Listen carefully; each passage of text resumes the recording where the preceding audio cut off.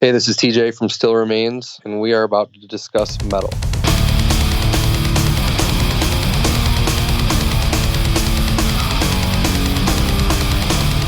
This is the Discuss Metal Podcast with TJ Miller of Still Remains. Hosted by Dan Terry, presented by discussmetal.com. What's up, everybody? Welcome to another episode of the Discuss Metal Podcast. I am your host, Dan, and with me is TJ Miller of Still Remains. How you doing tonight, man? Doing well. How are you? I'm surviving one day at a time for sure. Cool. Thanks for having me. Yeah, absolutely. I was talking to my buddy John, and he's actually been pushing me for a little while to set this interview up. Not that I didn't want to talk to you. It's just that whenever you're looking at music in general and you're coming up with a list of names of people to reach out to talk to, it takes a while, to get to everybody. And he's like, no, man, you should do it. He'd be good for it. It'd be a lot of fun. You guys both like Zayo, so it'll be fine, So I was like, all right, cool. So, but yeah, I basically just wanted to get kind of a rundown, kind of a from the horse's mouth, chat about Still Remains, but also just kind of you as an individual. So I'm just gonna start off where I usually do, which is just where did you grow up and what was growing up like? I was born here in Grand Rapids, Michigan. That's where I live. I was born here, but I spent a bit of my childhood down in Tampa, Florida, where I lived with my mother and my stepdad. My stepdad was an air traffic controller in the Air Force, and we lived on MacDill Air Force Base in Tampa until I was about 9. And then, after we moved back up here, then we pretty much stayed here, so I've been here ever since. Good old Grand Rapids. I've never been. I need to go. If anything, just to visit John. I do a podcast with the dude, but I've never actually met him face to face. It's crazy how technology works. Where are you? Where's your home base? Oh, I'm in St. Louis. Oh, cool. Okay. Yeah, so I'm about an hour behind you. I thought you were going to say just about an hour away. Yeah, it's like, dude, well, if we were living in a non, virus world, I'd be like, why didn't you just set this up over like coffee or beers or something? But sure. Yeah, we could jog over, whatever. Yeah, it's only a 7-hour drive. It's not too bad. 7 hours, 7 minutes. Yeah, something like that. One of those awkward situations where it's like, yeah, we've actually been neighbors for years. I don't know how we missed that. Oh, this is St. Louis. I'm in my neighbor's yard. Right. Oh, there's the arches. All right. Right. So, what growing up, what got you into music, or more specifically, like heavier music? Well, it's kind of, I don't remember a lot from when I was so tiny, but I remember that I have a memory when I was like 3, and I feel like I was at my parents' house in the house, and on the TV there was a Dire Straits music video for the song called Money for Nothing. And it was this weird kind of like cartoon, virtual reality, weird, music video, but it was super cool. And as a kid, I remember thinking that was so badass. And, I remember my mom had a pair of drumsticks that she gave to me, and I would kind of just, mess around with those while we watched MTV and just watching music videos. But more specifically, I guess some of the earliest memories I have of like rock and roll is probably seeing, Guns N' Roses and Poison videos on MTV in the 80s. Or, I kind of got into Elvis Presley and Michael Jackson when I was a little bit older. And then from there, it, kind of just slowly morphed into meeting kids at school. I was kind of a new kid, and these kids listened to more alternative stuff. So like there was this kid I met named Mike Sobchak, and he was super into Nirvana. And for whatever reason, his personality, I thought this kid was like the coolest kid in school, and the music that he liked, I just, for whatever reason, that when I first heard that Smells Like Teen Spirit, it just like changed everything for me. So I just went down that rabbit hole as a Nirvana fan, and just wanting to be Kurt Cobain, wanting to play the guitar. I bought a guitar and learned how to play, and kind of started bands, later in high school. So if you started bands later in high school, were they more like alternative rock band, kind of like Nirvana, or? Not really, because when I got into Nirvana, I would say that was probably around like 7th or 8th grade. And through high school, the music that I was kind of interested in just kind of gradually got heavier and heavier. I remember listening to a lot of like earlier Christian like heavy bands that I guess you could call them like POD or like Blind Side, Project 86, stuff like that. And then I heard the Solid State Sampler #2, and that had Living Sacrifice, and that had Zao, and that had a couple of other bands that I was already pretty into at the time. But it was just like, holy shit, like it blew my mind, because like at first I remember really liking a lot of the music, like the guitars and the drums, but the screaming, like I just couldn't really connect with. But it got to the point where like Dan Wayant's voice scared me so much that I just kind of like had to submit to it. Like, all right, yeah, this is insane. Like I can't not love this. And then I just started reading the lyrics, and I was just like floored. So yeah, it's almost like learning a new language. Yeah, it was like hearing a new language and then eventually discovering that you want to learn how to speak it. Right. So when you're listening to these bands, into like the Christian stuff, Solid State, Tooth and Nail, was that just, was there like a big like Christian youth kind of culture there at the time, or was it just like people just being like, this is dope, check it out? When I first started listening to some of that stuff, it was through some guys that I used to go to church with, ended up being in like my first bands and whatever. And, I used to go to church with a couple of the Still Remains guys back in the day. So like, it was just like the kind of popular bands that were kind of circulating in those groups, like, yeah, that were more centered around church, but there was other ones too that were more from like high school, like the Deftones. It wasn't like a Christian thing, or like Limp Bizkit, or like like Metallica, or like Rage Against the Machine, stuff like that. It's kind of weird. Whenever I got into some of those bands like POD, Project 86, and all that stuff in high school, Blind Side, I remember thinking like this stuff is like literally the heaviest stuff that's ever. You know what I mean? Like because I couldn't, like, the first time I heard Drawing Black Lines, I like couldn't believe how like heavy it was. Right. And, I was like, oh, this dude just like yells and screams like the whole time. But yeah, there's something about hearing Zao like immediately after that. Like it just splits your brain in half in a weird way. So yeah. I feel you on that. It's kind of weird though, because I grew up in a youth group, kind of not grew up, but like it was part of a youth group in high school and all that stuff. And I remember they were totally cool with like listening to like Christian punk and stuff. But like as soon as I started getting into like, I'd be like, yo, check this album out. It's by a band called Embodiments, and this is Living Sacrifice. This is Zao. And then I just started getting weird looks from people and started having to just kind of hide like, what I'm into. So how many bands were you in prior to Still Remains? Just a couple.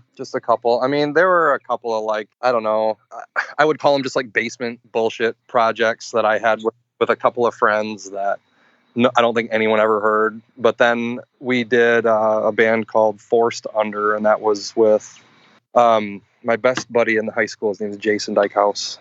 He and I started a band together, and it was kind of like a Deftones-y, kind of Blind Sidey kind of band. Sort of melodic, but heavy, but I don't know. I feel like there might have been a little bit of rapping. It goes with the times. Yeah. Oh, for sure. And then after that was a band called Shades of Amber, which Jason and I were in again together. And then Zach Roth from Still Remains played drums in that band. And then Jordan Whalen played guitar in that band as well. So we kind of, we went from being Shades of Amber to being Still Remains, and it was me and Jordan and Zach and a couple other guys. So. And were you always the singer starting out? Yep, I was. And I guess as far as vocals go and stuff like that, You know, you were talking earlier about how like, oh yeah, these vocals were really weird, but eventually I got into them and eventually started singing them. Was it hard for you to kind of develop that sort of vocal? Because like I'm flashing back to like whenever I was learning how to do it, and it was like very, very, very difficult for me. So I'm always curious when talking to a vocalist, like, you know, what the process was to go from, because nobody can just scream like that day one. Right. It's weird, man, because ultimately you're screaming your ass off. So it's kind of been a rocky road, you know, completely for me. There were a lot of different tours where I'd blow my voice out on. I mean, there was a couple of times I had to have fill-ins. And I struggled for a long time, man. I mean, I remember when, like we did our first EP, or I guess you could really say it was our second EP, If Love Was Born to Die. And I felt like I was like on top of it. And I felt like I was kind of coming into my own and finding myself and finding my voice and realizing that I was capable of, you know, doing this. And then, you know, we went into the studio to record Of Love and Lunacy after we signed with Roadrunner. And I was having just a hell of a time in studio. And I know everybody likes that album a lot, which is great. But my voice was just shot during the entire recording of that record completely. I mean, you can even hear it. Like first song, what's the first song? To Live and Die by Fire. Yeah. And the yelling parts, we take who we can with us. Like my voice, like yelling those parts it was just destroyed. And I can hear it when I listen to it. I can hear how tired my voice was at the time. And I just couldn't get to a comfortable point in that studio. I mean, Garth had a beautiful setup, and I basically just held a SM58 just like I did live when I recorded that record. And like, it was just kind of a bitch, you know. Sure. I don't know if I just wasn't in the right spot mentally or what, but the record was a success even with my blown voice. Yeah. I mean, that's the thing about that's funny that you say that about If Love Was Born to Die, because like the songs that are on If Love Was Born to Die that are also on Of Love and Lose, there's like two songs I think, or yeah, it's If Love Was Born to Die and I think Recovery. And I actually prefer, and this will all come out whenever I release where we reviewed all the albums, but I actually prefer those original versions. But I don't think it's necessarily because like oh, his voice sounds shot on these newer ones or anything. I don't think I picked that up. I think I just liked the rawness of that earlier recording. Yeah, I agree with you, man. I mean, dude, I'll tell you right now. I mean, that's my favorite Still Remains recording. I mean, nothing against any of the producers or the way that we went about things or anybody in the band or anything like that. But like at the time, it was just, you know, that record was done on tape.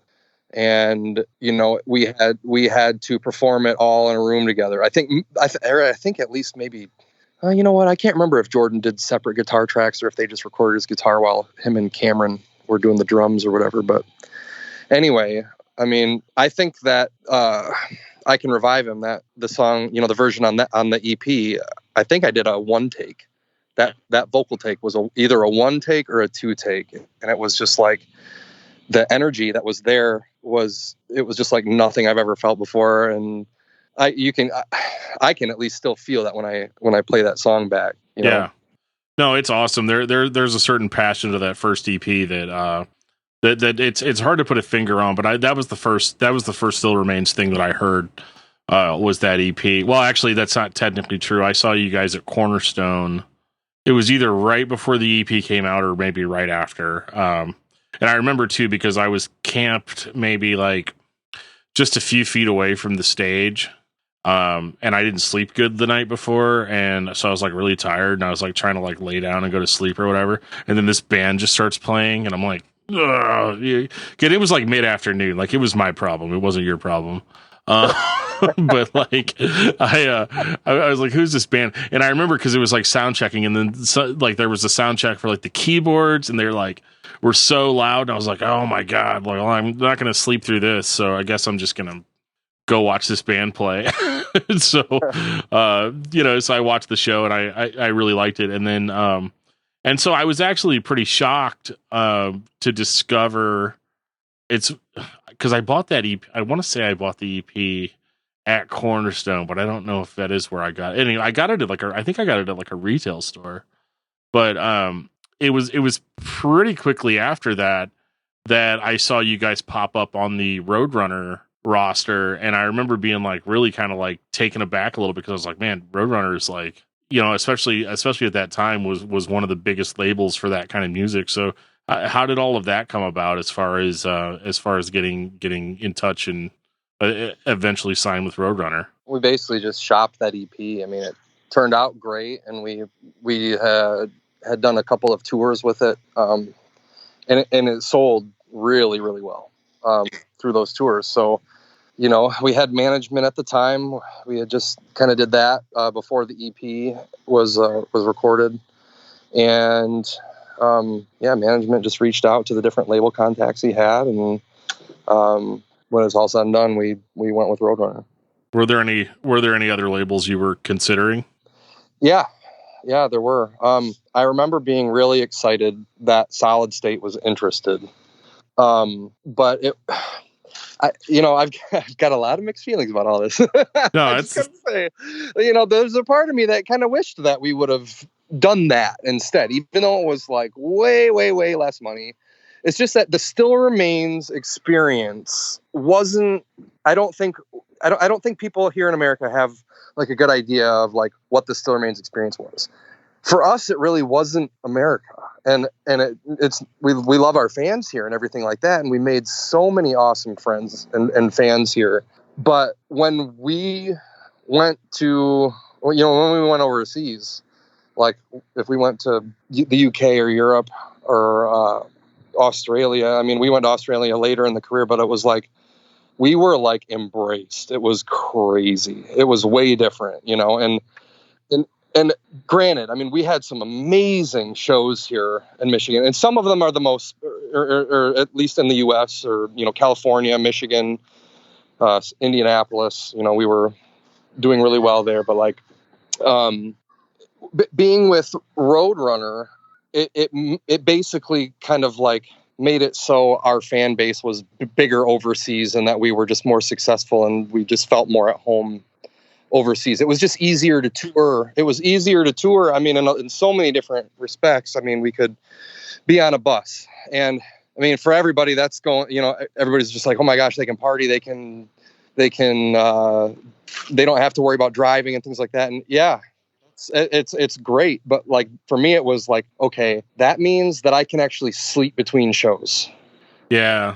And as a vocalist, like, it's impossible in the US to get good sleep between shows because the drives are so damn long. You gotta, like, for me as a singer, I mean, I scream really hard, so my voice is always like, it's kind of fragile, and my voice is always kind of messed up when I'm touring because I'm just screaming so much every night. But like, I wasn't sleeping, you know, I would sleep because I wouldn't drive. I didn't want to drive at night because I wanted to get good sleep. But because I wouldn't drive at night, you know, I kind of had to like take some of the crappier sleeping spots, you know, and then leave the better ones for the guys that drove during the night, which makes sense, you know. So, you know, sleeping between the wheel wells, though, it just wasn't the greatest sleep. And it wasn't like that every night. You know, we got a lot of hotels and we had a lot of fun. But like when you're overseas, you have a bunk, and I can sleep 10 frickin' hours, wake up the next day feeling like $1 million. I can play a show and we can party all night and have a great time. I don't need to go to bed till 6 a.m. You know what I mean? And yeah. I can still wake up like way. I can get plenty of sleep and wake up and get food catered and everything. It was just great. You know, it's just great. It's almost like you go overseas and your band status is like 18 times what it is in the U.S. Whereas, you know, you play a show in the U.S. and like, you're playing probably on a bill with like 6 other bands that all sound like you to some degree. Yeah. You know? For sure. Yeah. For sure.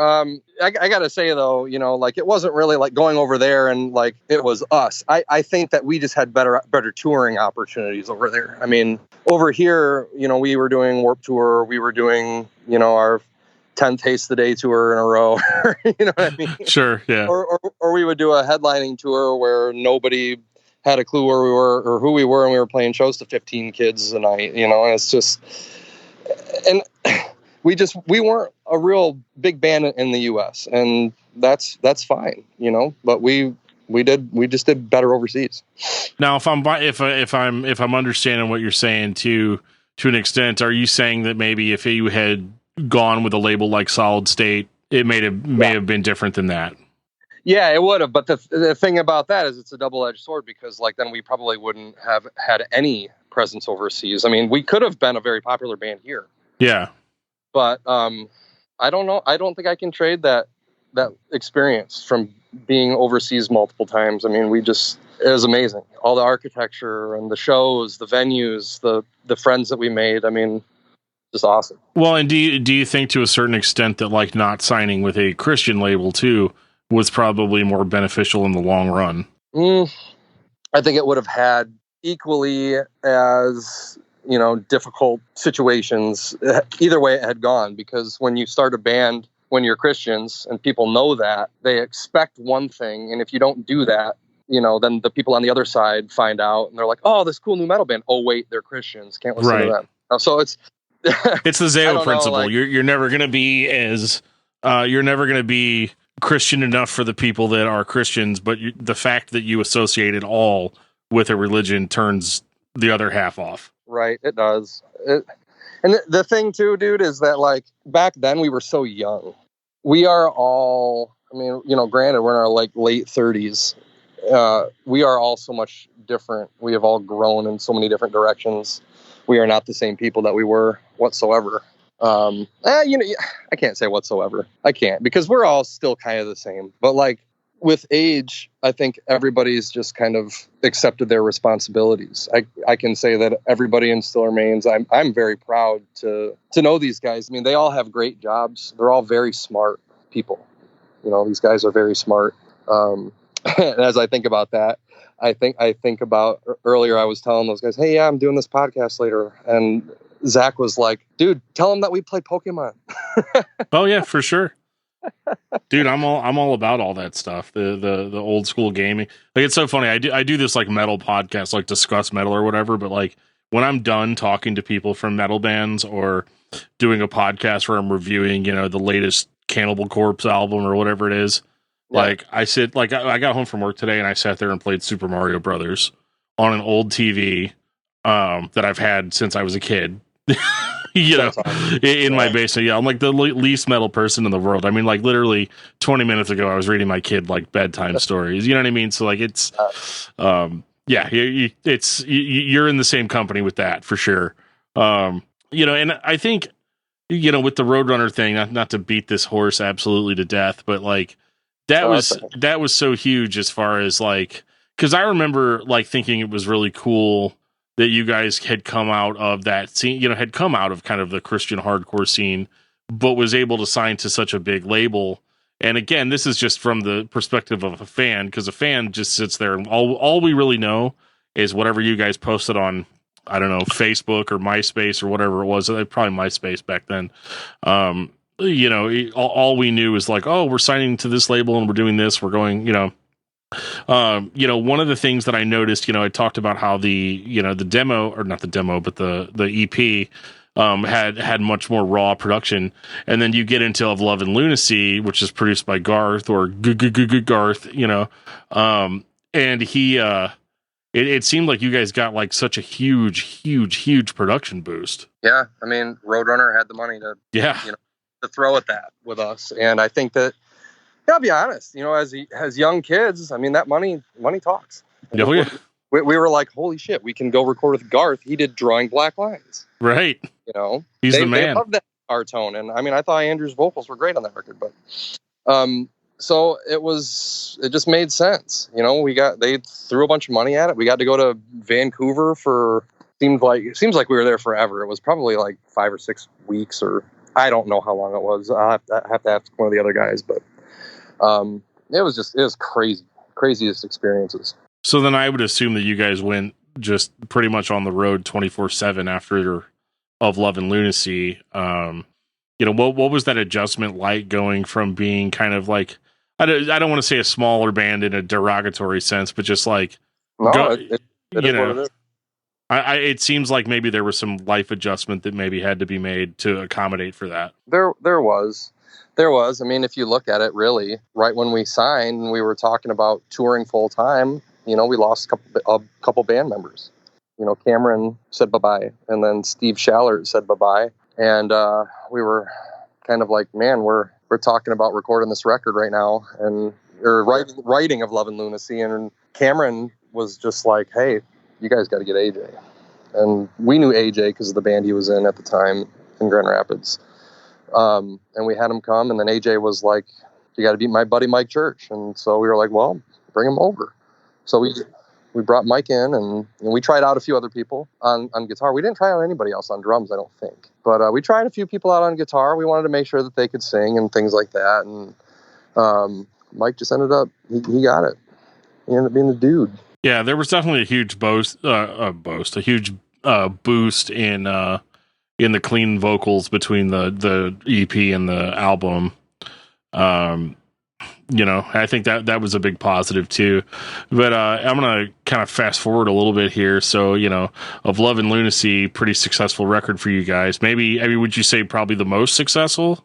I mean, if you're looking at purely album sales, then yeah. So whenever you guys went in to do The Serpent, obviously that record is a totally different approach to what Of Love and Lunacy was. What was your mindset going into that record as far as like wanting to make, I say drastic changes, but I mean, it's not like there's not heavy songs on The Serpent. But it is a different experience for the listener. So I just kind of wanted to get in your headspace for what it was like kind of going into that record. Well, I can say that we toured on Of Love and Lunacy for 2 years straight. And we took a year off to like write and record The Serpent or something like that. But it was work, we were constantly working on that.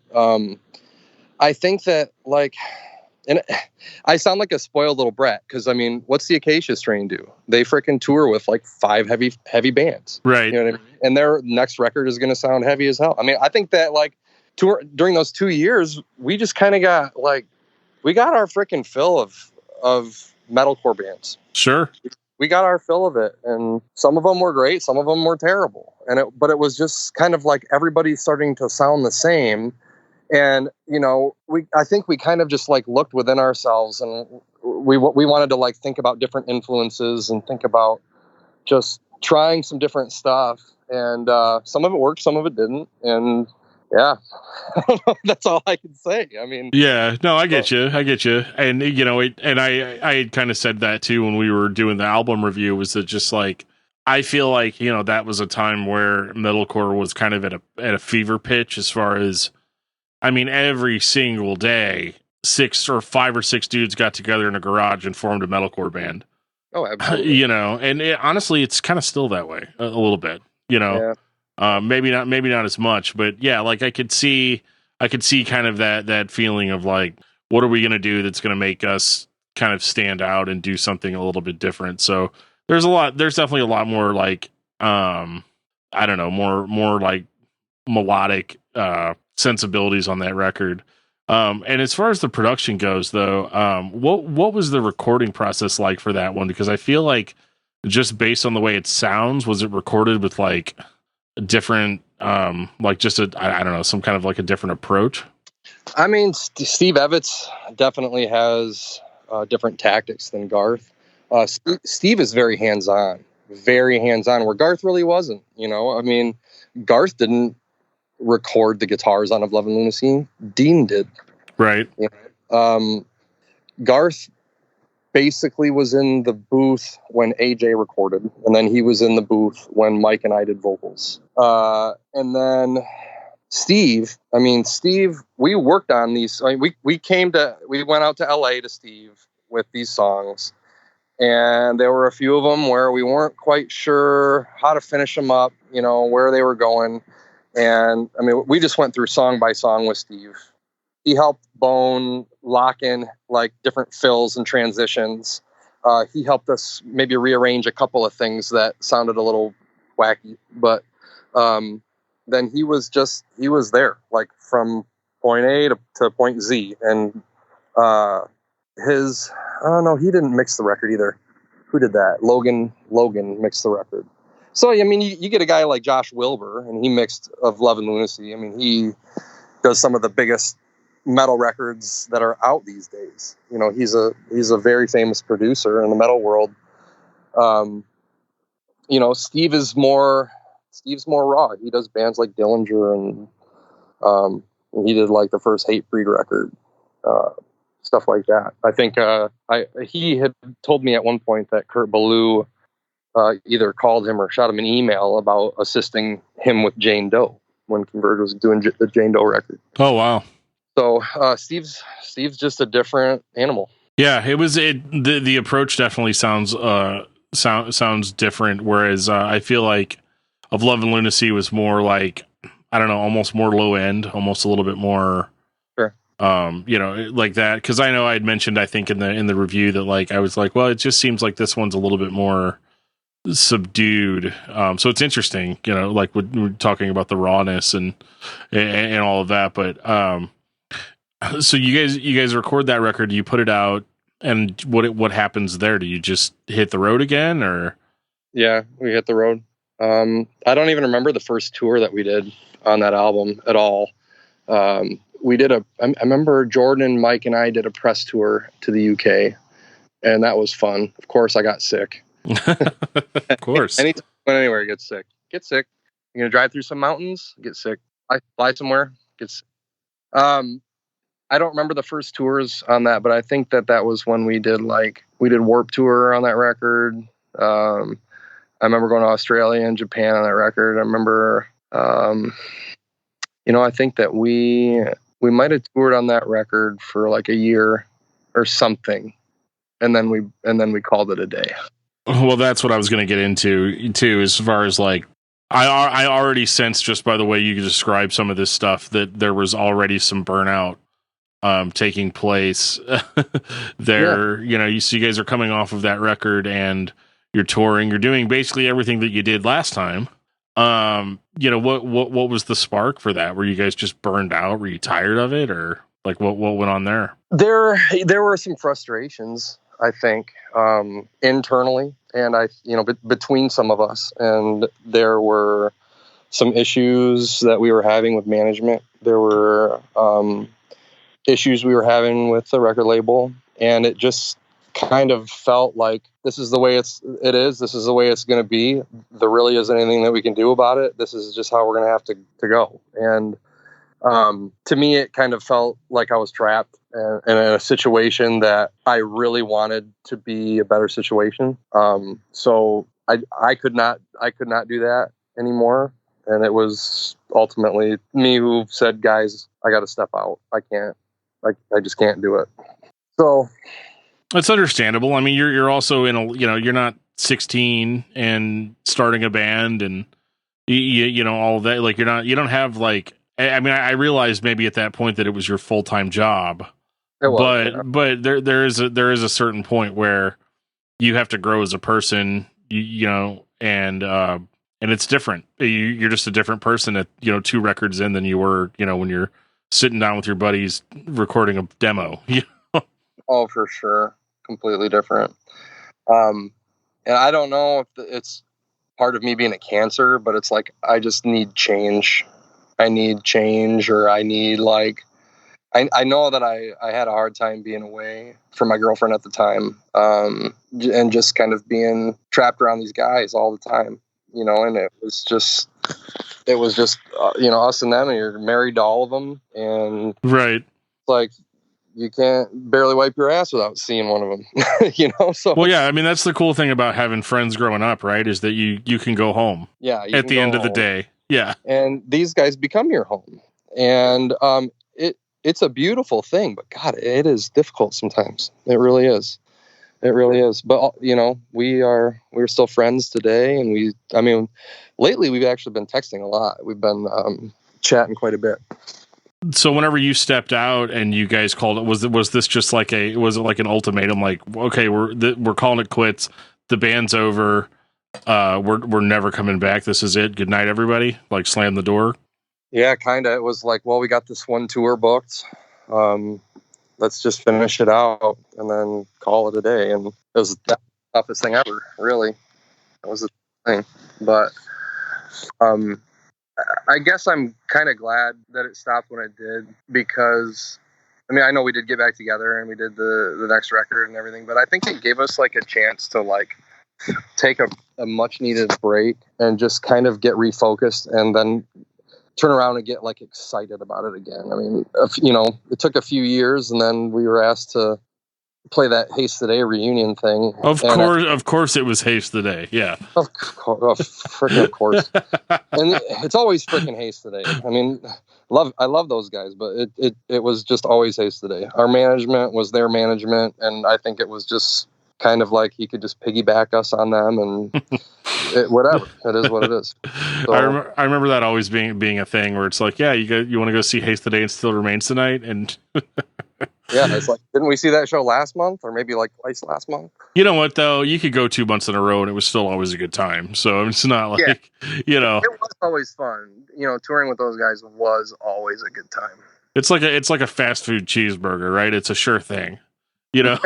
So, you know, in that sense, it was cool. So, you know, and to rewind a little bit too, you know, before the reunion, so to speak, you know, so what was your downtime like after that? Like, you just came home, got a job, or? Yeah, came home, got a job, and just kind of changed that around.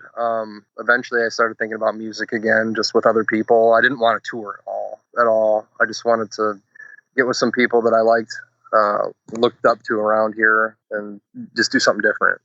But eventually, you know, we all kind of got called back to it. Yeah. So how did that work? You just got asked to play a show with Haste the Day, and you were like, you know, I guess it's fine. Well, you know, every here and there, like every few months, you know, I'd get a text, and it was from one of the guys. I was like, hey, we got to go back to the UK. Or, hey, we should go here. We should go back to Australia. We should do this. It's like, yeah, that'd be cool. That'd be fun. That'd be fun. And I was kind of never really too excited about that. It was just the feelings were too complicated. But when we were asked to play the show, we did it and had a really great time. And I remember like we kind of let the dust settle after that. And Jordan had texted me like a month afterwards and was like, what would you think about maybe like writing like a song or two just to see what's up? And it was kind of like, all right, well, kind of sounds like it'd be fun. And then, you know, hearing the couple little demos of Reading Lips and Checkmate were just like instantly inspiring. You know, I remember like going to the gym and just like throwing my headphones on and just like writing. Just anytime I could like listen to those songs, like I would put them on and try to write. Yeah, and what's interesting about that too is that, like, you know, when the record dropped, I mean, it was a total surprise for me because I thought you guys were gone. You know what I mean? Like because I'm not in Michigan or anything like, you know, just. Yeah. It's just all of a sudden my friend, one of my good friends is like, dude, you heard the Still Remains record? And I was like, what are you talking about? You know? Yeah. And he's like, no, dude, check it out. It's so cool. He's like, Dan from Zayo's on it. Like, you know, it's like, it's awesome. So that was kind of my next question is, you know, what, how did you, other than like, we asked him to do it and he said, okay, what was the reasoning behind having Dan on? Well, there was just one part in that song, Bare Your Teeth, that Jordan wrote. And it was kind of like this sludgy, like bridge in the song. And had some like delay guitars. And it was just kind of like mid-tempo and kind of like this grueling fucking trudging part. And I just in my mind, like trying to write vocals, I'm like, God, I hear Dan singing like on this track. I hear him singing this part. And I hear him singing these words. And I remember like I was like demoing some ideas at Mike's house, and I just was like, Mike, I gotta get Dan from Zayo on this. And we had played quite a few shows with him. We toured with him like on small tours a couple times, and then I talked to Scott every now and then on Facebook Messenger. He and I would just kind of bullshit once in a while. And I just asked him, I was like, hey, we're working on this track, you know, like Dan was like he was kind of the reason I started screaming, you know, he was like such an inspiring like monster, you know? Yeah. I mean, he's incredible. Like, yeah, he's incredible. And, I was like, do you think he would want to, collaborate on something? And he was like, yeah, I'll talk to him. And he came back and said, yeah, he'd really like to do that. And so I left these little parts for Dan to even write his own lines for in the verses. And I remember like Scott actually recorded Dan doing it. And Scott sent me the track, and I remember listening to it back for the first time. Like, I probably pissed my pants. It just was like the coolest thing I'd ever heard. I mean, how could you not? It's your you're trading off with Dan from Zayo on a song. Like, it's, yeah. Yeah. I mean, we barely talked on the road, like, I think I was just so intimidated. I mean, I was such a fanboy, The secret is just to bring them free beer. I found is the best way to get them to come out of their shells. Yeah. Yeah. That probably works on a lot of people. They came to St. Louis in August, and that was the whole deal. I remember I texted Scott from the parking lot of the venue, and I was like, hey, I'm here. This beer's not going to drink itself, and all of a sudden I literally just like turned around, and Dan was standing like 2 inches from my face, like, hey man, how's it going? And I was like, yeah, dude, we got this trunk full of booze. It seems kind of weird now, but you guys are here, so it's fine. Yeah. So, he ended up doing it, and it actually inspired me to change a lot of my lyrics. Like, his just few lines that he wrote inspired me to to rewrite my verses to the song, because they just didn't compare at all. They didn't compare. His lyrics, just a few words, he just puts hours of thought into them, and it's just wonderful. It's just wonderful. I wish I had the time to get so creative. Yeah, no, that was really cool. That was such a standout. But like, I mean, this record was probably by far the most aggressive thing that you guys have ever done. And so, that was something that me and my friends had kind of pondered. I was like, who pissed these guys off? Like, why is this so much more extreme than anything that they'd ever done before? And if that's a question you're asking me, I don't have the answer. Sort of a question, but yeah. I don't know, man. I don't know, weird times, but also I think it was just where we felt like we needed to be. We spent a lot of time thinking about where we came from and where we want to be now. So we just found that we need to be a heavy band. We're a heavy band, and that's what we do the best. So. Well, and did you guys put it out yourself, right? And yeah, here we did. We just did it indie, and then I think Warner picked it up in Japan. Okay, probably with a bonus track, right? They got Checkmate and Reading Lips. Yep. Exclusive. We couldn't release them here at all, and we actually had to take them down online. But I think. Oh well, you can't take them off my hard drive, so. Yeah. But I think we got those songs back now. We can actually re-put them up. To drop them off as a single. See, here's what you'll do. You drop one as a brand new, say it's a brand new single. Most people are not going to know. And then suddenly start a Facebook group, and like 10,000 people will join that group. And then, they'll be like, oh my God, I think they're getting back together. I think it's going to happen. I think it's going to be amazing. And then just silence. Oh, wait a minute. They did this already in 2011. Wait a minute. Yeah. They did that already. Well, I think it was it was a plea for purging. They did that.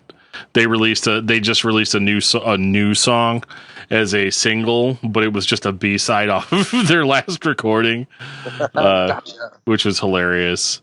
That record, and I'll be straight up, like CC to Breathe, it's my favorite Still Remains record, like bar none. Thanks, man. I think as far as full lengths go, we all are pretty partial to that one. I think it's the best realization of what the vision was. And that's hard for me to say because, obviously it wasn't like my vision, but like as a fan, listening to what you guys had put out before, I was like, I feel like, you guys, this was the record that you really wanted to do. Yeah, it was. We're talking about maybe remixing it at some point. Remixing it for vinyl? Maybe. I think that would be great. We've talked about doing something like that. No, there's no plans yet, so I can't say anything, but I know that we've generally just wanted to remix the record. Yeah. So there were some mixes that we had from the guy that produced it, Mike Hadalak. He was in It Dies Today. He produced Ceasing to Breathe, and he had some mixes that we were pretty impressed with. Quite a bit rawer than what it sounds like now. Yeah. And the energy was just kind of cranked up on those mixes that we heard. So kind of curious to see like maybe if we can do that eventually. Yeah, no, that'd be super cool. I'd be down for a more what's the word, dynamic mix for it. Because I know there was a time period in the early 2010s where every single record, just like the quiet parts all still sounded super loud and the loud parts were super loud and all just kind of blended together. That's not saying that the record sounds bad or that the material's bad, but I've gotten so spoiled by these like dynamic range vinyl releases from all these bands. A lot of it's like crap from like the 90s, but like I've gotten really impartial to it. I bought a record player and now I think I like know stuff about sound production. I don't. The guy that's going to edit this knows like way more than I do. But he's just going to be like rolling his eyes like, I can't believe I have to do this listening to this bullshit. Right. I know. Right. That poor guy. He's got to listen to he's got to listen to this whole conversation, decide what's usable, and then put out like a podcast and add like background music and make it sound all pretty. But but so like okay, so that's what 2013. Yeah. Yep. And now we're in 2020. So you guys had the spark to kind of. And I know it was probably like a low key thing where it's like, okay, we'll write some more songs, we'll put them out or whatever. Was there ever any plan to kind of keep that going, or was this just supposed to be like a one-off? No, there was a plan. And we had a lot of material written, like as soon as Ceasing to Breathe was done and we sent everything out for the Kickstarter and we were selling the record, like we were actually writing more shit. And we started writing and it was like, I think there were like 4 or 5 tracks or something like that I can kind of remember working on. But I kind of felt maybe a little burnt out because we had just done a whole record. So I was slacking. And then I ended up going through a divorce. And that kind of just really screwed up my creativity. Well, I mean, obviously, like that's pretty traumatic, It's traumatic. It is. But, we're all... it's mostly me. I'll admit that, and the guys will listen to this, and they'll probably go, "There it is, he admitted it." But got it on tape. We're not cutting it out. Yeah, it's mostly me, and we have some more ideas that have been circulating around. Zach wrote some songs that are just outstanding. Ideas that I've really wanted to tackle. I bought a MacBook Pro so I can start recording my own demos at home. But there's 2 other projects that I have to record for, and I've got a million home projects going on right now. And I smoke a lot of pot, so I get lazy.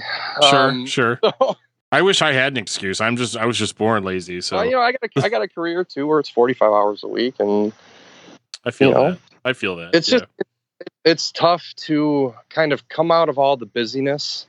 And I mean, I actually run a side business as well, so it's kind of like I've got 2 full-time jobs. And with everything going on with the home, it's just very hard to find time or even to like find creative energy. I mean, Zach is creative constantly. Jordan, he goes home every day and he's just writing.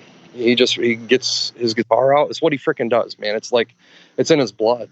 I feel like my blood like dried up, my creative blood, but I think I just need things to not be so busy, and I'm trying to slow a few different things down in my life right now so I can actually sit down behind this beautiful computer I just purchased and work on some really cool music opportunities that I have. Well, that's cool. And so yeah, not an official announcement, but it's cool that there might be something on the horizon.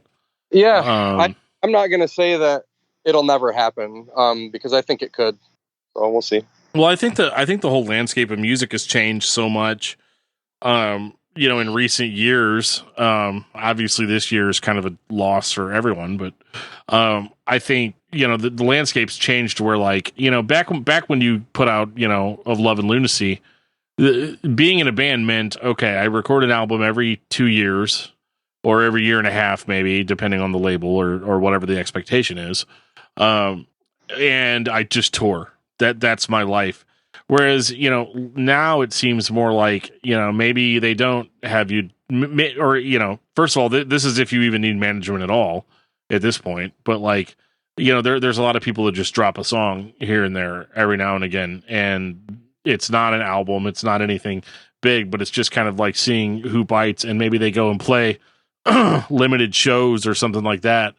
Like, I mean, Zayo again is an example. Zayo's like my favorite band, so I always compare everything to Zayo. So, but like those guys are like the king of the mini tour. Yeah, they are. You know, where they'll do like 2 weeks out and they'll play like 5 or 6 dates or something.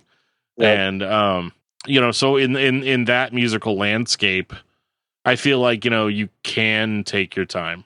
You know, you can take your time, but it's like, you take your time, and then at the end of that time, are you still relevant? I mean, society moves so quick these days. Is like, is there even?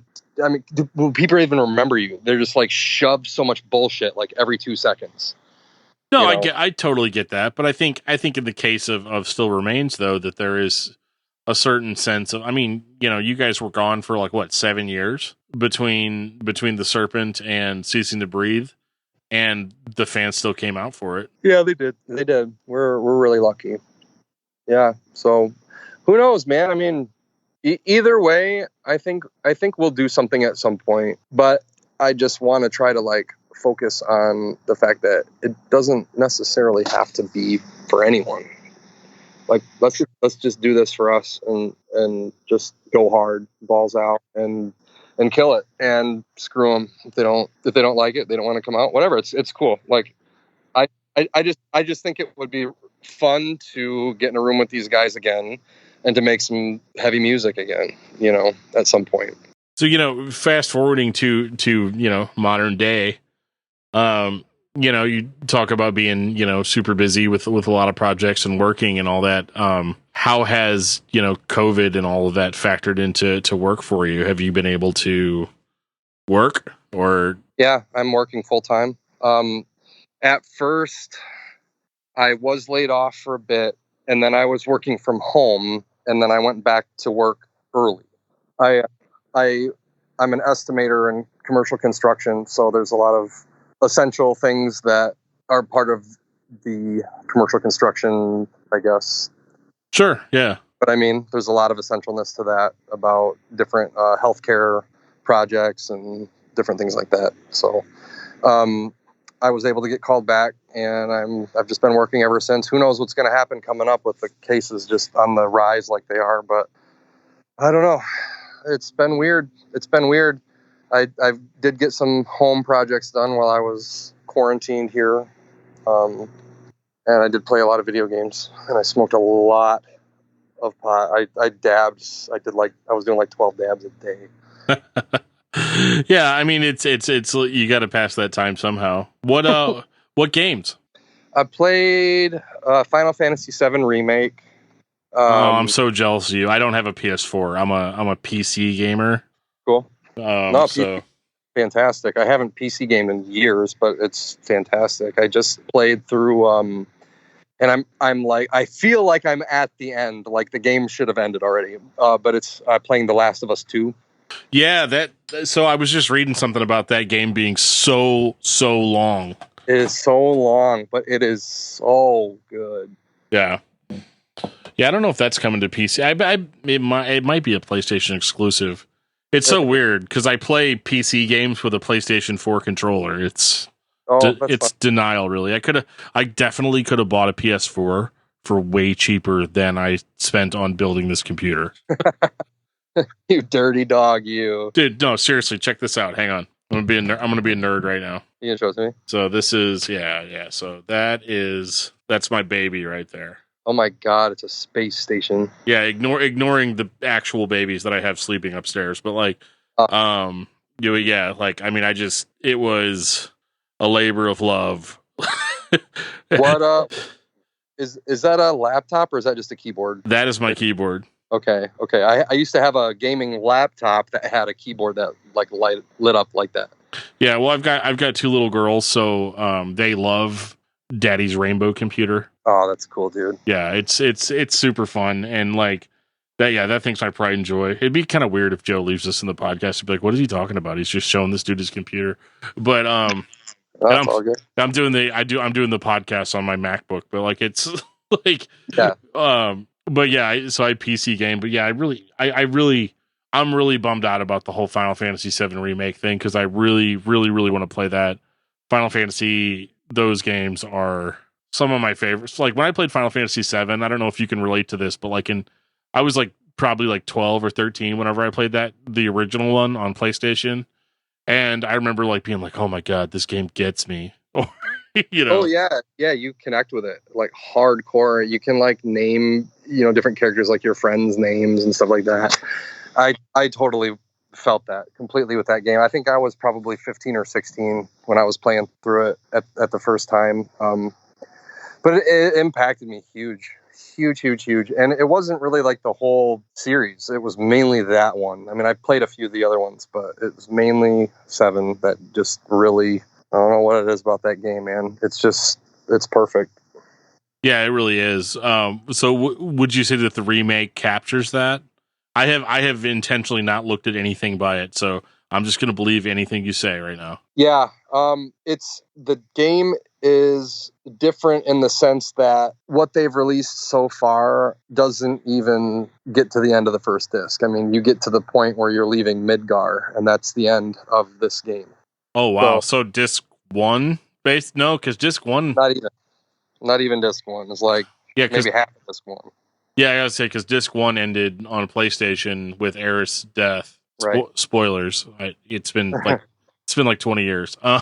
But, yeah, if you haven't played that game yet, then just don't, because you're an idiot, and there's nothing that's going to redeem that. So yeah, I don't think any of the Still Remains guys have played it. They're probably all like, "Screw you, Miller." Right? Oh my God, you just screwed everything up. It's like, no, go to your local thrift store and buy a PlayStation for $10. Yeah, and then just get used to the really bad graphics, and then just play through the game. Well, actually, you could probably buy the original Final Fantasy VII on PS4, I would imagine. Yeah, you can. You can actually get it on. You can get it in like the Nintendo Switch eShop too. Oh yeah, that's cool. Yeah, I don't have that either. Hell, I got it on my cell phone, dude. I get it on your iPhone if you got an iPhone. I actually no, I don't have an iPhone, so I have an Android. See, I've made so many bad life choices. That's what this interview is actually about. It's actually kind of an intervention dude, for me. I wouldn't be surprised if they've ported it for Android. You could probably find it. Yeah, I probably could. I've still got somewhere behind me. I've still got the PlayStation version. I've got an original PlayStation that I could play it on. But yeah, I think I've got it. I've got it on PC, I believe too. Okay. Anyway, sorry, I totally derailed this because video games is like my other, like, it's like my number 2 passion over music. Oh, gotcha. But so so you're playing Final Fantasy VII Remake. You're playing Last of Us 2. Yep. What do you think the best game that's come out this year has been? I'll be honest with you. I'm not a giant gamer these days because of how busy things are. So, well, sure. It was just one of those things where it was like, okay, I'm quarantined. Holy shit, Final Fantasy VII Remake just came out. I'm going to go pick that up. Right. So, I can tell you a couple of the games that I've played over the last couple of years, but I don't know what the best game would be over the last year. That's cool. For me, it's probably Final Fantasy. I don't know. It's probably The Last of Us 2. It's incredible. So I played Far Cry 5 a couple summers back, and that was awesome. Yeah, I just bought that recently. It was on sale for like $20. I bought that in the expansion. It's cool. It's really cool. I didn't play the expansion, and I don't think I even beat Far Cry 5, but I got pretty close to the end. Dude, I'm so obsessed with like cults and stuff, and so that game, like, yeah, really brought it. It really brought it in. It knows me. Yep. It gets me. Yep. But what else was I playing? I play a lot of Lego Harry Potter with my daughter. She's a big Harry Potter fan, and we play a lot of like Mario Party, Mario Kart, and we are both playing Zelda. What is it called?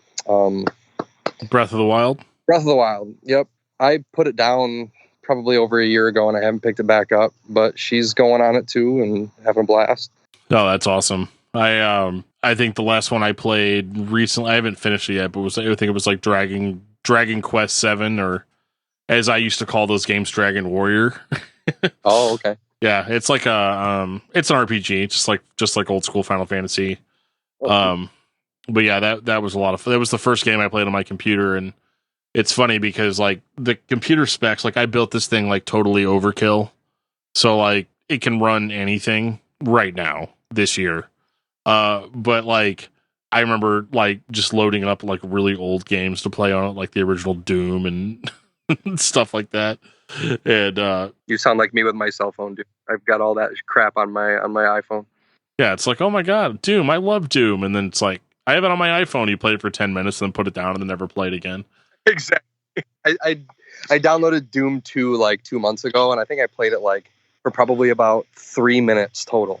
Yeah, no, totally. Like it's it's such a great game. It really is. Like Doom is my favorite video game of all time. Okay. Zayo is my favorite band of all time. I have experienced both at the same time many times. That's awesome. I love that, dude. I bought Doom 2 as well. That's right. Yeah, dude, seriously, blast through Doom 2 while listening to Liberate. Which I just got on vinyl, actually. I got a rare Liberate vinyl. Dude, you're kidding me. Yeah, it was a show only release.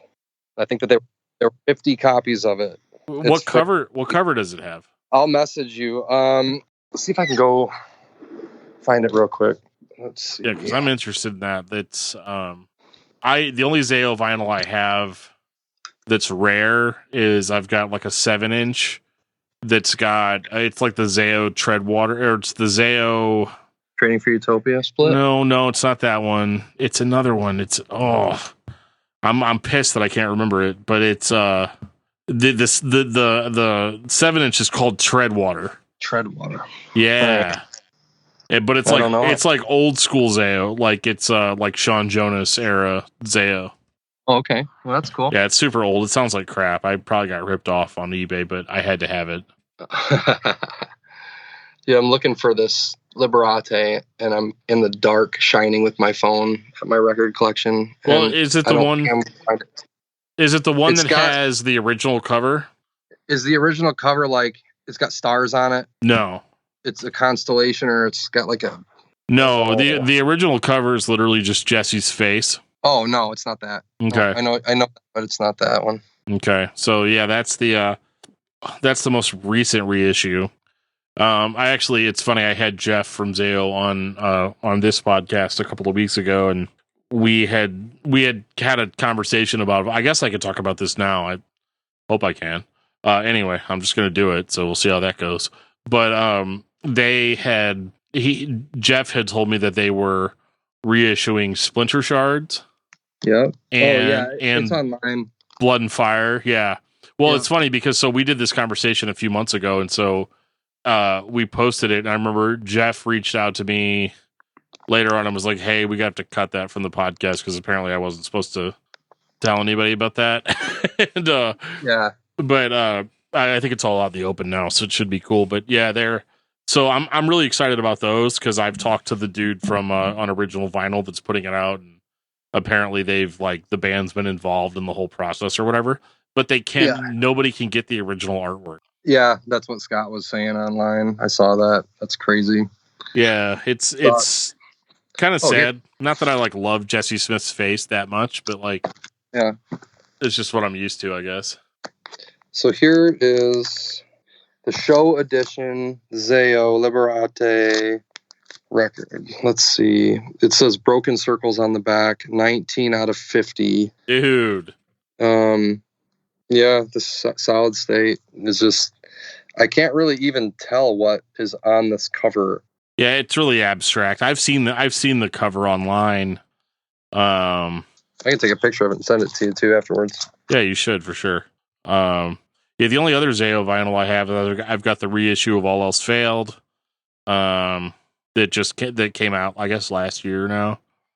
And I've got the like all their newest stuff, like the Well-Intentioned Virus. I actually drove up to Indianapolis a year ago, maybe 2 years ago, I guess now, and I had them all sign it, like the actual sleeve, because nice cheese ball like that. But I was like, I don't care. Okay, so this is the one. This was the Broken Circles release, I guess, where it's got like the Earth on it. Yeah. Okay. Yep. Okay. Is that what it is? Is it the Earth? And then it's got like a circle with an X in the middle. It's got a circle with like a triangle and an X in the middle. Yeah. Yep. Yep. That's the one I've got. Well, that's awesome. I'm super jealous. I missed the boat on that really bad. One of my other favorite bands is Hopes Fall. And I know whenever they got back together, they released like Satellite Years, and I think it was A-Types. They put those both out on vinyl, and I think Magnetic North also. And I just didn't even know that the band was back together. So like by the time I found out, that's a funny story because we did a on my other podcast, Discography Discussion, we had done a whole Hopes Fall discography discussion, and even the band like retweeted it and was like, "Hey, it's interesting hearing your guys' opinions about the records and all that." And then because I had no idea they were active, and I was like, "Wait, are you guys active?" And then by the time I got in on it, they were all gone. Oh, jeez. Yeah, like the records were gone. I think they were limited to like 300 copies or something like that. But like they were gone. I remember like being super bummed about that. And oh, for sure. the same with Zayo, because they did Liberate, and I think they did it was either Blood and Fire or self-titled. They released those on vinyl, and I missed the boat on that.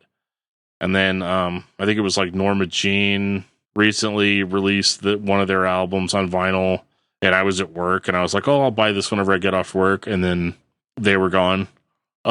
Whenever I got off work, and I was like, "Okay." That was back before back before all the things.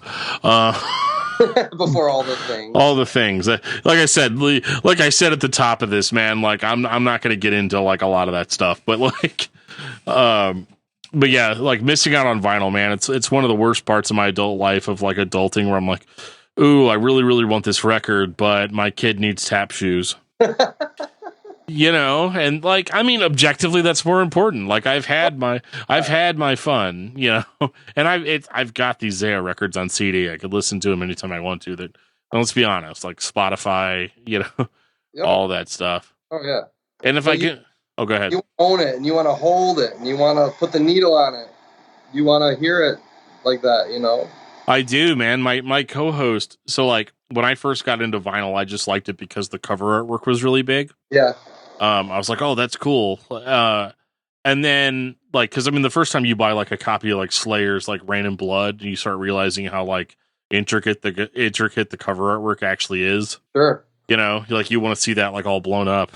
But what I didn't realize is like, so I bought like one of those like suitcase record players from like Target. They were like $20 or something, and my co-host was like, "Oh my God, I can't believe you're putting actual vinyl on that. Like, you're gonna like destroy your records."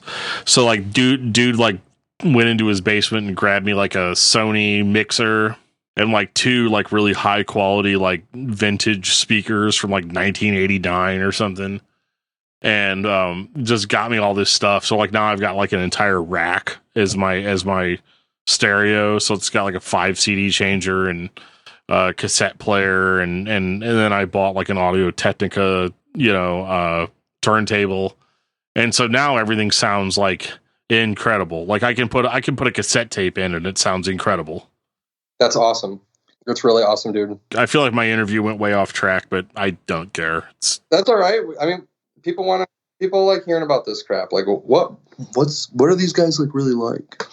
Yeah, dude, totally. Like, and this, what I really like about this interview is like, I'm not going to lie, like Still Remains is a band that I liked a lot whenever I was younger, and I still do. Like, I loved whenever you guys came back with Ceasing to Breathe, and it like blew my mind and all my expectations and all that. But like, you guys were a band that I knew very little about, and it's interesting to hear like, yeah, dude, we were all those times you were wondering like where we were at. We were in Europe. Yeah, we probably were. Yeah.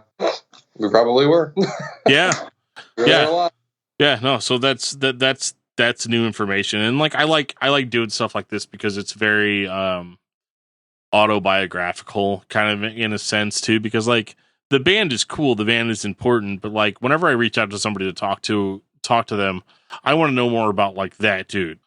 or that lady. I've only interviewed one female guest, so I guess that makes me, I should diversify more, but like,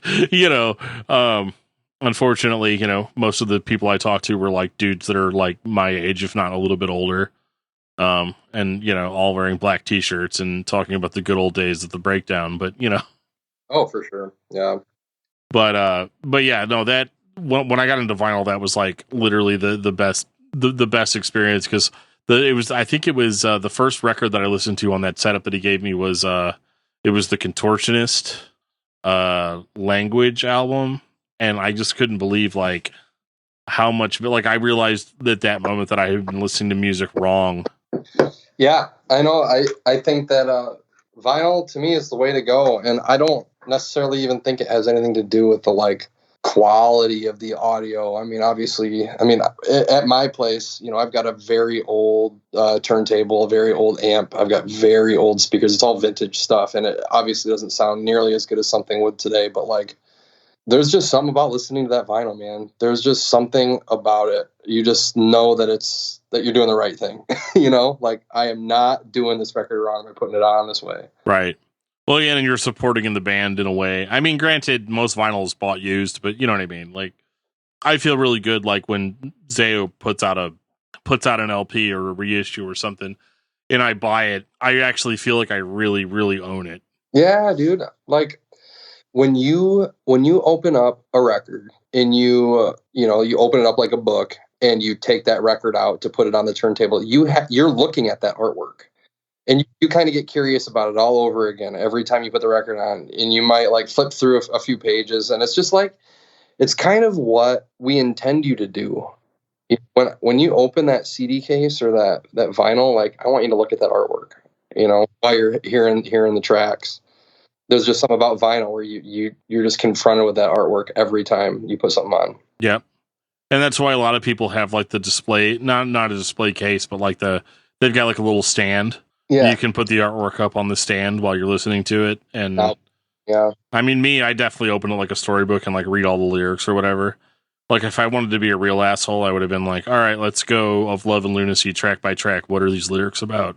But, I didn't do that because apparently that's like off-putting to people. So I'll tell you this as a vocalist, and I don't know if I've ever heard anybody say this before, but like some of my favorite vocalists and stuff. But like when I write, there's times where, if you asked me certain songs, I would just tell you and be like, it's just what I was feeling at the time. There were probably 10 different things that contributed to this, it's just a big ball of words.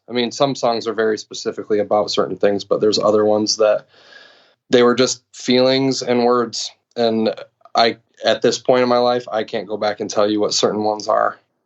Yeah, totally. I did an interview recently with Brock from 36 Crazy Fists. He basically said the exact same thing. He was like, dude, because I was like, dude, your lyrics are really good, and he was like, oh, I appreciate you saying that, but like, it's basically like a 14-year-old that has like a composition book that has like poetry in it. Yeah, exactly. And like that poetry is inspired by like real things, but to put a bow on it and say like, oh, this was about the time I stubbed my toe and I got really upset, and then it affected everyone around me or something. Nobody's ever going to give you like that type of explanation. And I think that preserves the art in a way too, because like I know as a fan, I like to take songs and make them about whatever it is that I'm feeling. Yeah, and that's good. That's good. I hope that people do that. I can't tell you how many messages or emails or correspondence, I guess I should say, that we've had over the years of people just going like, that song was for me, that song helped me, and I was dealing with this, and this, and it, of course it's completely different from like what I was dealing with when I wrote the song, but hey, those words, they clicked with somebody for whatever reason, and it worked. And to me, that's why music is like such a healing art form.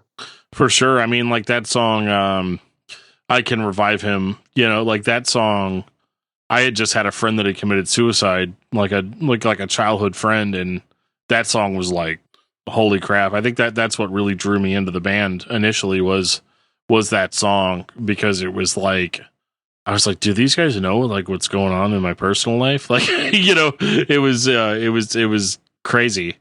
And I don't even know if that song was like about that, but I just decided that it was, and I went with it, Yeah. I write that about your friend. I'm just kidding. Wait. Yes, I did write that about your friend. Yeah. You're like, there's this dude in Missouri and he's going through a tough time right now. And I just want to write a song just for him. So that 20 years later, we could talk about it in his creepy wood paneled basement. I spelled the first half of my middle name when I read the lyrics backwards. So it must've been for me. Exactly. I mean, I've felt that way. Like, dude, worse is yet to come. That's a funny song because like that I feel like that applies to like my life now as an adult. Yeah. Like every single time something happens, I remember getting let go from a job in like 2016, and a buddy of mine was like, "Man, how are you and your wife handling this?" And I was just like, "It's cool. Like, whatever, like, this is not the worst thing that's ever going to happen to us." Like the worst is yet to come, man. Like it when it rains, it pours. It's just gonna get worse from here on out. Like who even cares? Like, I'm not even upset about it. Yeah, man. I remember doing the touring for that album cycle, and I can't remember who we were out with. I actually want to say that it was probably actually Ace Today. But we were... That sounds right. We were down in like Florida. Yeah, it does sound right. We were down in Florida, and I don't know if the tour got paused or why we were down in Florida, but I felt like we were down there for like 5 days or something like that. And I don't think we played in Florida every day, but like there was like a hurricane coming at that point, and maybe it was Katrina that was coming. It checks out. And I remember walking into a gas station, and right outside that storefront entrance door, there was a newspaper rack, like one of those glass ones that you put a quarter in. Yeah. And then you can open it up and whatever. You take all the newspapers and sell them on the street. Yeah. Yeah. And I remember seeing there was a picture on the front page, and I want to say it was just of a couple palm trees. I don't know why it was that picture, but then the letters above the picture spelled out all the way across the page, all caps, "The worst is yet to come." And we were on that tour, we were playing that song every night, and I just thought, like, holy shit, it's so right. Well, and speaking to lyrics and relatability and stuff like that, because you guys had kind of come up from the kind of Christian music scene, what was that like going into kind of being a bigger band and all of that? Because I'm sure that you probably had like the kids that would come up to you at shows and like, number one, demand to know like what your lyrics were about or stuff like that. Like people that were associating you with a scene that maybe you were associated with a little bit, but not entirely. Yeah, it can be uncomfortable. I don't even know how to handle, adult situations, let alone situations with, kids at a show, especially when it comes to that kind of stuff. I would just shut down, probably like, kind of weird socially, but like if somebody wanted to talk about lyrics and the spirituality thing, I mean, it just depends. If it was someone random or if it was somebody that I've like had some sort of a connection with, or it just depends. Sometimes it's hard to open up about certain different lyrical things. Sure. No, I get it. Like it's a kind of a question I ask everybody that kind of came from that scene, was that there's a certain expectation thrown on you and your band to act a certain way. Yeah. Or to conform to a mindset that like maybe you conformed to when you were like 17, but like, as an adult, maybe like, cause I mean, even I remember like drawing a lot of flack, and I don't want to like make this interview about like me, but like I remember doing an interview with a magazine for my band that went nowhere, and I said something along the lines of like, yeah, I just don't think that Jesus is like a white middle class Republican or something. And like that was like the end of our band. as far as like Christian music goes. And, so like stuff like that. So I always ask everybody, like, what was that like, especially as that scene was kind of taking off, because quote unquote Christian metalcore was like super huge for such a long time. There was a lot of mixed feelings about it. Like on the one hand, I remember feeling so conflicted about it, because it was like you get so sick of people that come and they want to talk about the Christian thing. They want to ask you if you're a Christian band, and you don't really know how to take it. You don't know how to handle it. You don't even know what to say about it, because really, like when I'm home, I'm an estimator. Does that mean like my band's an estimating band? Like I'm a dad. Does that mean I'm in a dad band? Well, yeah, we kind of are dad. We are a dad band for sure now, but yeah, you're dad rock at this point. Yeah. Yeah. Dad metal.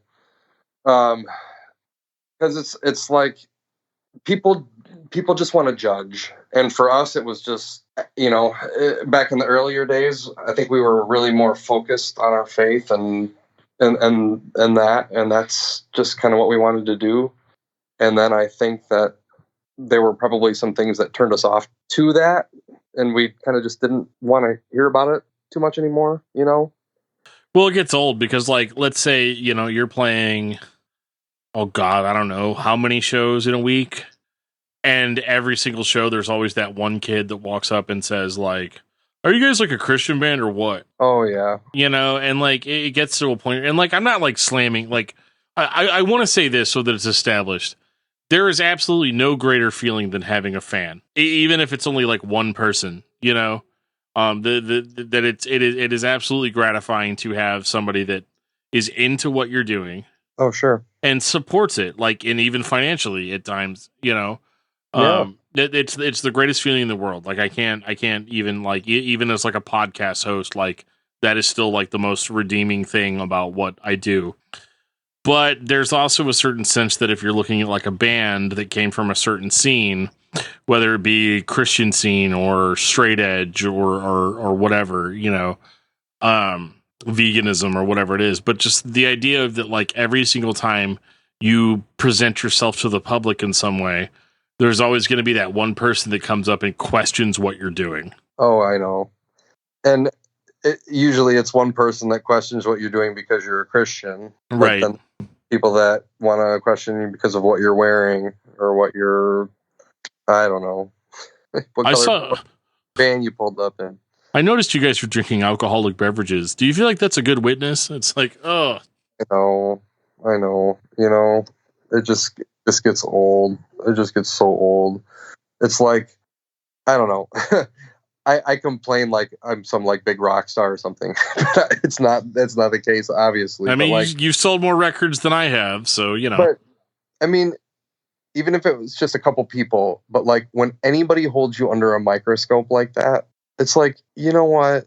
You don't know me, so just don't go there with that. I mean, even to this day, it's kind of a tough thing to talk about, but my faith is still important to me. It's very important to me, and there's been a lot of crap thrown at it, and sure. I'm to the point now where it's like I'm kind of sick of talking about it, and I just kind of want to keep it for myself. Yeah, I feel that. So, I mean, I don't know if that's a thing or what. I'm just speaking to you as a human, No, it's a real thing for sure. Because like I still consider myself a Christian, but like I mean, I played in a Christian band. I did the Christian hardcore singer thing. Mm-hmm. And I did a podcast like 10, 15 years later. And people were like, I remember like all these people coming out of the woodwork, like, oh, I really loved your band back in the day, but like, I can't believe that you like said fuck on a podcast. And I can't believe that you're like constantly drinking beer while you're doing podcasts. Like, what has that done to your witness or whatever? And I'm like, when I was a little kid, like 12 or 13, I made a promise, like I'm going to live the Christian life and I'm going to do yada, yada, yada, yada, yada, yada. And then now that I'm like 34, 35, I've experienced so much of the world since then. And I've experienced so much of life since then. And I've realized that, there's a whole different aspect of life that maybe you don't see if you're only looking at it from one angle. And And of course, the actual question I have in my mind is like, where were all of these fans whenever we were trying to sell records? But you know, like it's very much the same thing. It's the same kind of thing, and it gets exhausting. And that's why I always ask, because I always wonder if like my experience in that is unique or not. Because like when I started doing podcasting with my buddies, some of the dudes I do, like a lot of my co-hosts are dudes that I was in bands with. And it's always really strange to have those people come out of the woodwork this long after the fact and be all like, "Hey, you screwed up here," or you did this thing that upset me. And like you even look at it now, like there's all these Facebook groups, because like I'm still part of like, because I've got a huge soft spot for like Christian, like old Christian hardcore, like stuff like Embodiment, old Zao, even some of the older bands and stuff. Like I've got a huge soft spot for that stuff. But like being a part of those groups on Facebook and on social media, and it's still so much of like, hey, is so and so a Christian band because they said this once? Oh, stop being so fucking petty. Right. I mean, there's a certain sense of like, do they still make people like that? Yeah. I mean, you see the state of the world that it's in right now, and it doesn't surprise me anymore. It just doesn't. Like, you could tell me tomorrow that, like, I don't know, my car was stolen and it rained acid all over my house and I have to move to Antarctica, and I don't think I would even bat an eyelash. Like, right. Okay. The worst is yet to come, right? Yeah. And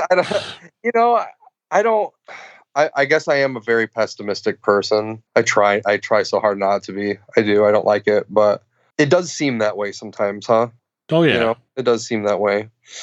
And we tell ourselves that things are going to be okay. We keep telling ourselves that things are going to be okay. And some things end up okay, but in your personal life and those personal situations, but just the state of the world itself. Yeah, and keep in mind too that like okay is a point of view. Yeah. What's not okay for us might be like heaven for someone else. Yeah, that's very true. Actually, that's very true. Like if let's say I go to work tomorrow and my boss is like, "Dude, we got to let you go." Okay, I'm gonna leave that job and I'm gonna go on unemployment for however long it takes me to find a job, and like I'm gonna be fine. But like there might be some other dude that doesn't have that perspective of like, oh, I can't keep a job because nobody will hire me because maybe I did something really stupid whenever I was younger or something like that. So yeah, I mean it's all a matter of perspective. Yeah. But I think here is probably the best place to end it. But I hope for Joe's sake that some of that was usable. But I just like talking to people, so like I don't care. Even if he cuts this down to like a nice clean like 30 minutes, like it's fine. It is what it is. But yeah. Joe, don't, if I say anything bad about my bandmates, cut it out. You didn't. You were very well behaved. So, or maybe haste the day. Those guys might listen to it. That's fine. I hope they do listen to it, because like I've been trying to get those guys on, for somebody from that band on forever. TJ, thanks so much, man, for taking the time out to chat tonight. This was very, very eye-opening for me and filled in all of my Still Remains gaps in knowledge. No problem, man. Thanks for having me on. It's been fun. Yeah, absolutely. Well, we will we're actually thinking about doing a discography discussion on Zao again here really soon, so I might hit you up for that if you'd be game. I would be. I'd love that. Yeah, that would be super cool. Well, thanks so much, man, and we will catch up with you very soon. All right, bud.